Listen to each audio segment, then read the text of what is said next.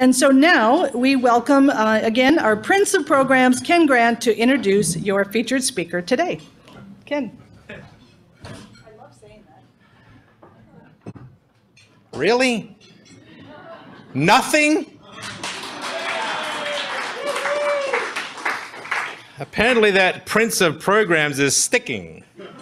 I paid you $20 for it to not stick.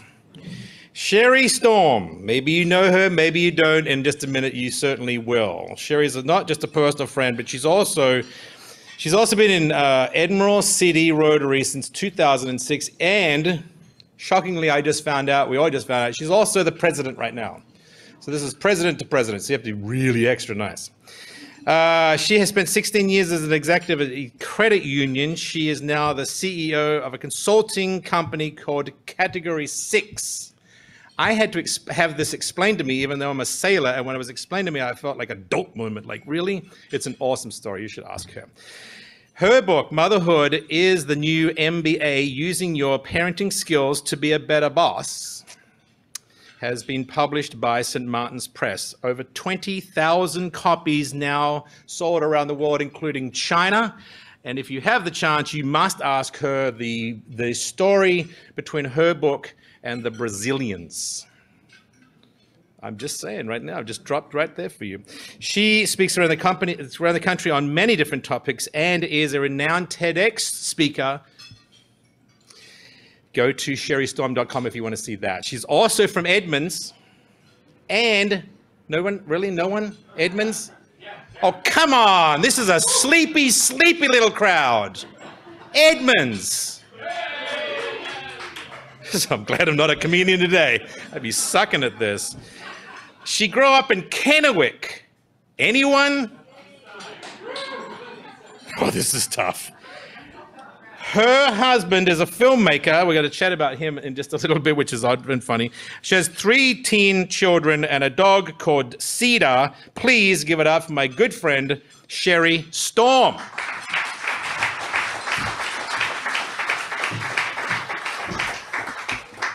Good morning, Seattle for Rotary. Can you hear me in the back? Is my volume good? Okay. Thank you. It's okay. Good advice. I'm going to test my. There we go. So I had been an executive for many years before I had children. I now have 3: Rebecca, Lexi, and Joe. And I found once I had children, I was actually better at my job. I was a better problem solver. I had more creativity. I had more perspective. I had more patience. I was a better negotiator. I found being a working parent to be something that was actually good for my career, which was the opposite of everything I had been told would be the case up until that point. And so I got sort of caught up in this idea that being a parent can make you better at your job. So caught up, in fact, that I thought, perhaps I will write a book. Have any of you ever done that? You find a new passion and you think, maybe I'll write a book, start a blog, a podcast. Okay, mostly I'm getting no's because you are sensible folk here. And just kidding. And so this idea rattled around in my brain for about 2 years until one day I was at work and I had suspected that a coworker had done something. And so I asked her about it. And as she began to answer me, I looked at her and I thought, wait a minute. I know that look. Oh, wait, I know that look. That's the look my 2-year-old gives me when I ask her, Rebecca, did you put your sneaker in the toilet? And she looks at me and says, no, I think it was Daddy. It's the look she gives me when she's lying to me. And so it occurred to me at that moment that human nature is human nature. Whether you're 2 or you're 92, we're pretty much hardwired the same way. And when you are a parent, you deal with human nature up close, unfiltered, 24 hours a day. I thought, aha, that's the idea for my book right there. So I pitched the idea and I pitched the idea and I pitched the idea. Finally, a publishing house got back to me and they said, well, we like the idea, but what we're really in the market for this year is advice books. To which I responded, oh my God, guess what? I love giving advice. As a matter of fact, next to my opinion, it is my favorite thing to give other people. And so, like Ken said, I signed a deal with St. Martin's Press. And when my book first came out, it got a lot of publicity. And here's the reason why. In our country, in our culture, the way that we think about, the way that we talk about, the way that we teach business really revolves around two metaphors. And those metaphors are either battle or sports. And these are problematic metaphors. I will start with battle. Now, you need to hear me say this. I'm not saying anything disparaging about the military. There's a lot to be learned from the military. But what I am saying is, if you view your company like a battlefield, you run the risk of leaving out some very important components like nurturing environments, mutually beneficial outcomes, things people want in their day-to-day jobs. But more problematic to me is this idea that business is just like sports. And the problem with me lies in women's relationship to and our role in sports. Most women don't consume sports at the rate of many men. Now, whenever I say this, I will often get a woman who will raise her hand and she will tell me empathetically that she voluntarily pays for 159 channels of ESPN, and all weekend she watches everything from golf to full contact MMA cage fighting, and she loves to listen to hockey on the radio. Not your typical female. We can admit this is not typically how females interact with sports. But more importantly, even though we have very talented athletes, we don't garner the same fame nor fortune as our male counterparts. And so you think about a student who's sitting in their first Business 101 class, and the teacher is teaching them business, and he's using sports as a framework to explain concepts. You've got the male student sitting there saying, I understand sports, I like sports, I'm good at sports, therefore, I understand business, I like business, I'm good at business. The female student might not have the same anchor for her self-talk. And I think in a way that we can't even put our finger on, we can't even articulate, it erodes our self-confidence. If you use family as a framework to talk about business and teach and think about it, now you're using a framework that does have nurturing environments, does have mutually benefit, has women in very visible leadership roles. That, my friends, was a very long preamble just to get to the story that I want to tell you. So when my book first came out, I loved being a celebrity. I did. I loved it. My mom, though, totally nonplussed. I would call my mom up. I say, Mom, guess what? I am in Time magazine this week and Redbook magazine this week. And she'd say, uh-huh. I'd call her up. I say, Mom, guess what? I'm on the cover of the Metro News New York, and I'm going to be on Martha Stewart. And she'd say, uh-huh. Finally, one day my phone rings, and it's my mom's voice, and she says, you're in the Costco Connection? And apparently I had arrived. When I was writing the book, I was a banker at the time. Any bankers in the room? I was a banker at the time. And banker, not baker, banker. And I was sitting in an executive meeting, and we were wondering why the tellers weren't doing this thing that we told them to do. Why weren't they doing it? And our CFO says, well, do we measure it? Because what gets measured gets done, right? And I looked at him and I thought, is that true? I mean, I've always heard it, but is it really true? Because I know that I step on my scale every single day. I have been measuring my weight for 30 years, and I have never lost a pound. I take it back. Once when I had the flu. No. I did lose a little weight because have you heard of this thing called intermittent fasting? Yeah. So I did that intermittent fasting thing and I lost weight. Who knew you could lose weight simply by not eating? Ever. At the same time, my husband and I were having trouble getting our children to bed at night. They were in grade school, and it was very hard to get them in bed. I don't know how many of you have kids, but it seems like a universal problem getting them to bed. And before I say this next part, I do have to kind of gauge the audience. Do any of you watch reality television? Okay, a couple of you. All right, okay. I don't. I think it's trashy. No, just kidding. I love it. I love reality TV. So I was watching this reality TV show, this nanny. I don't know if you guys ever watch this nanny reality TV show, but anyway, she goes into this household and she has these three little boys, same age as the girls. They're monsters. They won't go to bed. She makes a sticker chart, right? Do you remember sticker charts from when your kids were little? It's where you take a poster and you put like all the children you have, their names on one axis and all the things they have to do before bed on the other axis. So, put your pajamas on, brush your teeth, say your prayers, read your book, go to the bathroom, drink your water, go to bed. And each time a child would do one, then you put a sticker in the corresponding little box. This spoke to me. This spoke to the MBA in me, because what you articulate, what you reward, what you pay attention to, what you put your energy behind, that's what people will do, right? Yes. What that's the sentiment behind what gets measured gets done. So I made a sticker chart. Rebecca, Alexa, Baby Joe. And I put it on the wall and I'm like, all right, daughters, we're going to bed. That sticker chart was categorically a disaster. My children fought over the Dora the Explorer sticker. They lied to get stickers.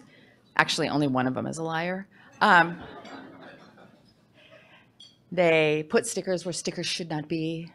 It was my husband's in the corner going, Storm, what are you doing right now? This is ridiculous. So down comes the sticker chart, throw it away. The next night, it was my husband's turn to put the children away for the night.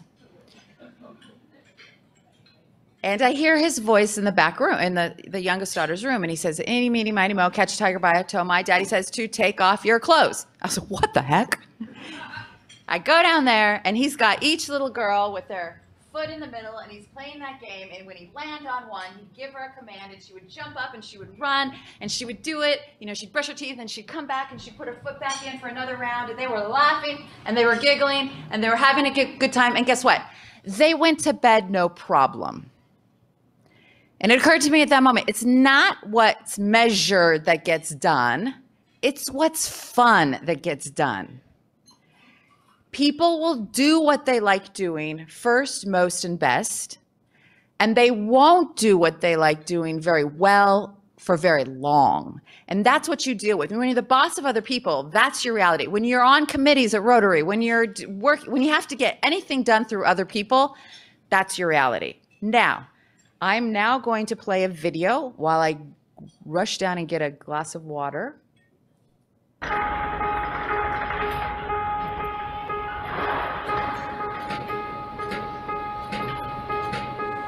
It says, can we get more people to choose the stairs by making it fun to do? And this is in Stockholm.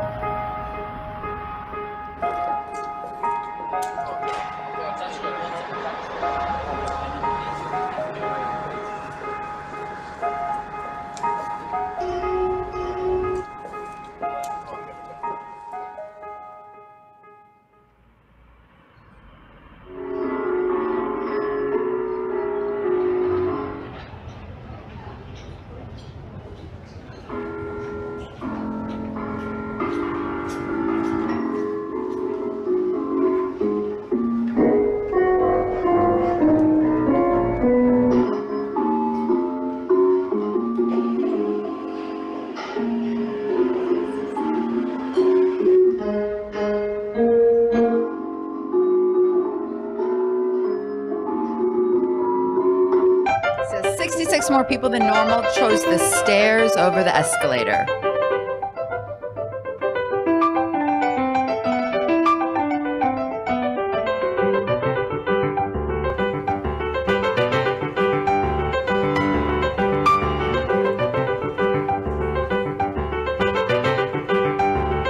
Fun can obviously change behavior for the better. We call it the fun theory.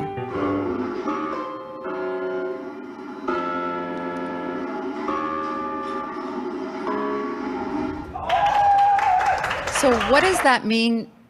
What does that mean for you as a Rotary leader or as a boss or Here's what it does not mean. It is not your duty to make other people's jobs or duties fun.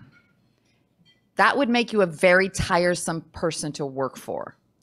But what it is your duty is to discover and understand and articulate what people like doing and what they do best and how it contributes to your club. So the first thing you need to do is articulate that. Now, sometimes you just ask people and they can tell you, sometimes they can't, sometimes you need to observe them. But once you get a handle on that, then you need an orchestrated environment where people are doing more things like that. So, for example, in a job that I used to have a long time ago, I had 2 employees.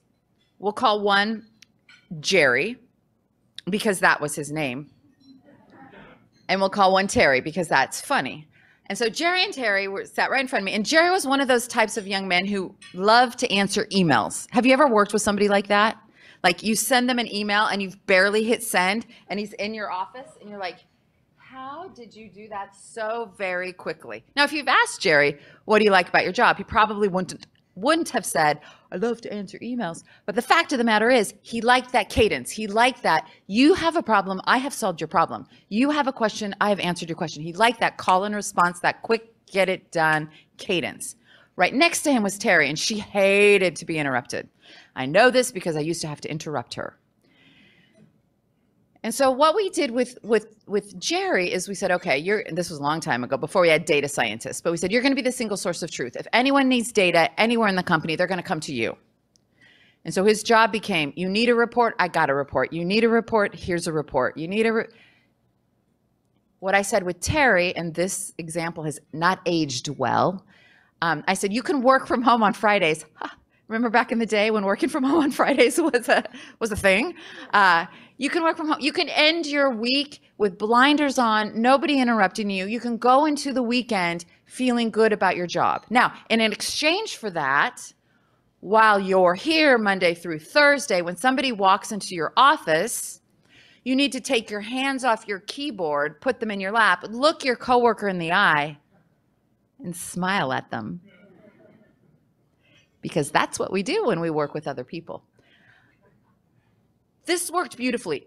For Jerry, he is still there. He is still doing that job 18 years later. It worked well for Terry for about 2 months. But you get the point, right? You get the point. Orchestrate environments where people are doing more of what they do well. Last bit of advice. Be very disciplined about what you celebrate. Because what and how you celebrate really solidifies who you are as a team, who you are as a club, who you are. It's a great motivator. I'm going to give you 2 examples of what I'm talking about. The first is Highlights Magazine. Do any of you, do you all know what Highlights Magazine is? Yeah.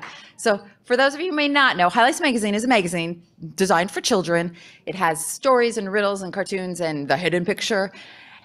So one day I was speaking at a conference in San Diego, and the man who was going to take the stage right after me was the vice president of sales for Highlights Magazine, which made me say, it never occurred to me that people actually work for Highlights Magazine. So very curious what this fellow had to say. So I stuck around. He was fascinating. So he was saying that it's very hard to sell Highlights Magazine. And the reason that it's hard, that's difficult, is there's actually only 2 people in the universe who buy it. Can you guess who they might be? Okay, I hear dentists. Yes, dentists. I hear dentists. I heard grandparents.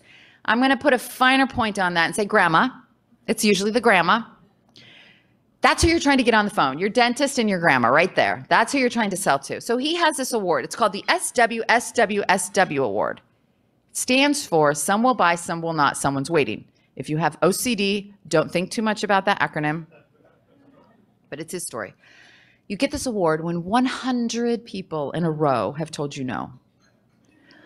When you have been turned down 100 consecutive times, there is a rope in the middle of the bullpen where all the people sit to make the calls with a big cowbell at the end of it.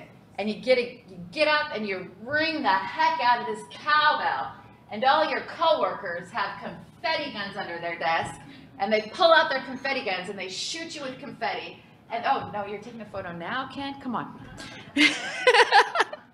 And they whoop and you holler, and everyone claps for you. And then you sit down and you make your 101st phone call. He said, any sales program you see will say, we reward results, which makes sense on the surface. Because I can't reward results. I wouldn't keep anyone. I need to motivate people who are optimistic, buoyant, persistent, and can be told no 100 times in a row by their nana and their dentist, and still pick up the phone and call another person. I have to reward effort. Last one.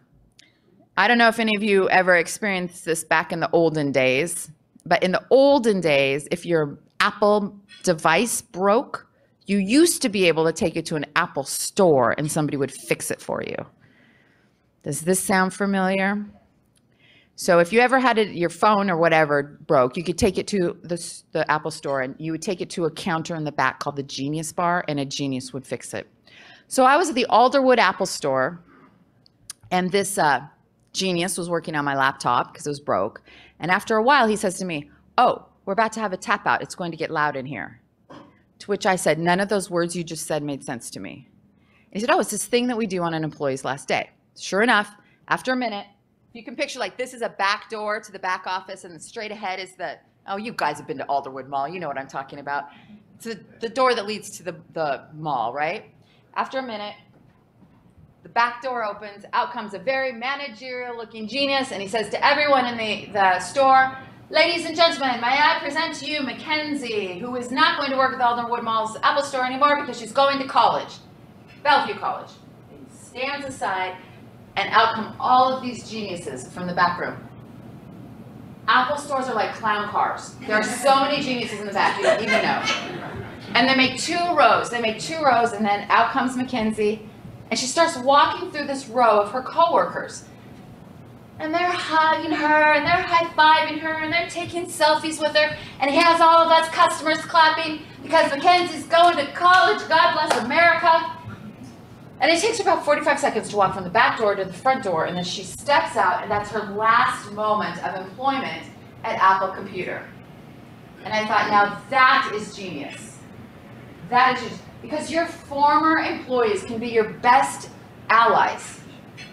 They can be your advocate. How do they leave you? Because let's be real. Mackenzie worked retail at a suburban shopping mall. She put up with a lot of crap at her job, didn't she? But you could see those memories fading away and being replaced by memories of love from her coworkers. How do people leave your club? Let's get Caroline back in here.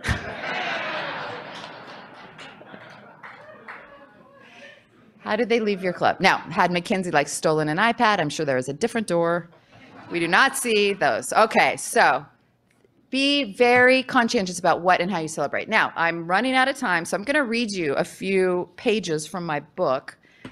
It's from the chapter that's called There's No Such Thing as a Family Secret. And I like reading this to Rotarians because it's very four-way test-ish in its sentiment. It basically says, the way that you treat people are the way they'll treat your customers.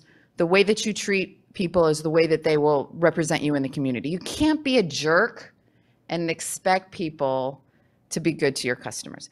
Don't be a jerk at work. That's really the whole book. I will tell you right up front. I will save you for the $15. When I was a few months pregnant with Johanna, who's my third daughter, I had to pick up three of my vendors from the airport. They were going to spend a week at my company, so we decided to have dinner together on their first night in Seattle. As luck would have it, my childcare fell through at the very last minute. My husband had to work, so I had to take my two young daughters to dinner with me. As 3-year-old Rebecca warmed up to the three men, she began to chat. You know what? She asked them. One time, Daddy ate Mommy's cookies that she keeps in her car for whenever she gets hungry. Daddy took her car to ski patrol, and he ate all of the cookies. And when he got home, Mommy said, no, don't eat all the cookies. Eat one cookie and then stop. And you know what? One time I threw it up in the car in a bowl, and Daddy couldn't go to the football game because I threw it up. But one time, Mommy threw up in the sink. She threw up because She has a baby in her tummy, and it makes her a little sick sometimes. I didn't want my vendors knowing that I once barfed in my own sink. And I really didn't want them to know that I have a stash of cookies that I keep in my car for whenever I get hungry. But I really, really didn't want anyone to know that I once yelled at my poor husband because he ate all the car stash cookies. But if you're a parent of a child who is old enough to speak, you know that everything but everything will always be fair game for the telling. My book came out when Rebecca was 6 years old. And I had a stack, one evening I had a stack of them on the kitchen table and I was making dinner and she pulled one off. She happened to open it up to that page, saw her name, began reading, and I heard the book slam shut. And she said, "Seriously, Mom? You told the whole world I threw up in the car?" And I looked at her and I had the dreadful, overwhelming realization. My business book is written at a first grade reading level. Good parents are singularly focused on building a world in which their children flourish. A good parent is relentless in their quest to ensure their children thrive. Imagine if we all did the same for our teams. And that is my presentation. Do you have any questions?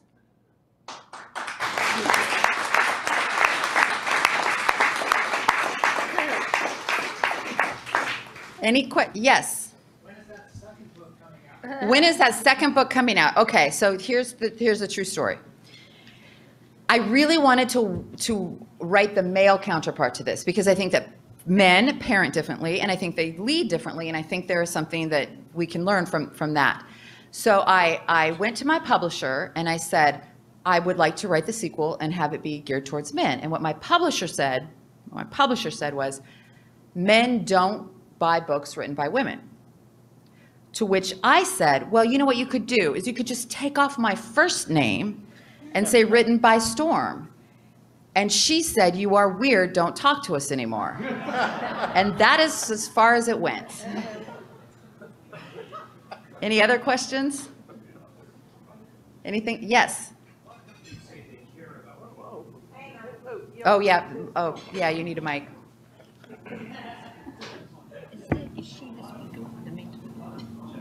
Yeah. It's a short. It's an awful long.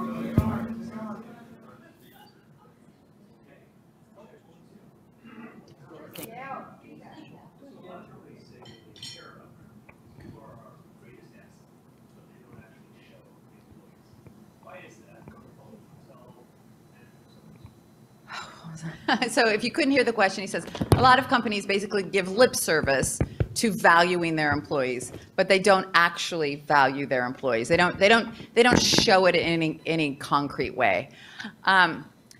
So I love this Leo Tolstoy quote, all happy families are happy in the same way. All unhappy families are vastly different. There are a bajillion different ways to be dysfunctional, but there are a few pillars about being functional, and that is a topic for another day. But there's. I think the biggest thing that the bosses need to do is be very. They need to be very self-aware, and they need to take a long, hard look at themselves and understand of how they're treating other people, if it's beneficial to them or not. Yes. I don't need a microphone. No, you do not. I could give an example. I agree with everything you said, but I could give an example of one time I saw measurement have a really transformative effect on an organization. In the military, in the 70s, we went to all volunteer force. And so all of a sudden it became really important to actually practice good leadership and retain the people in the military. And it wasn't going well. We started teaching leadership, and that was helpful. But once we started requiring every fitness report, every evaluation for every officer in the military to indicate the retention numbers for the people that work for them, voila, it was transformative. And I agree that it doesn't always work, but when it's time to something really important and you have no way to get around it, it can have a big impact. Yeah, I'm not saying you shouldn't measure things, because I don't believe that. I do believe you do need to measure things. But yeah, excellent point. We have time for, I think, one more question. Oh, I'll ask a question. Okay. I got kind of stuck on the male-female gender thing, and I'm wondering if maybe another way to say it is kind of like the Myers-Briggs, in that in different personality styles, or if you really mean male-female. I mean, motherhood would be female. Right. And so, I mean, it's okay. So first of all, how do I say this? So my book was titled by the publishers. I didn't have a say in that. If you've ever had a book published, you know, you don't get any choice in what your book is called. They called it Motherhood, which is fine with me. It's fine. But my main point of the book is the tenets we use for building good families are the same tenets you can use to build good corporations, and less about the male-female differences. You know, when I talk about the sports analogy, I'm pointing out that we're using an analogy that could not speak to women as much as it speaks to men. I don't say a whole lot in the book about how men and women are different, if that makes sense. Thank you very much.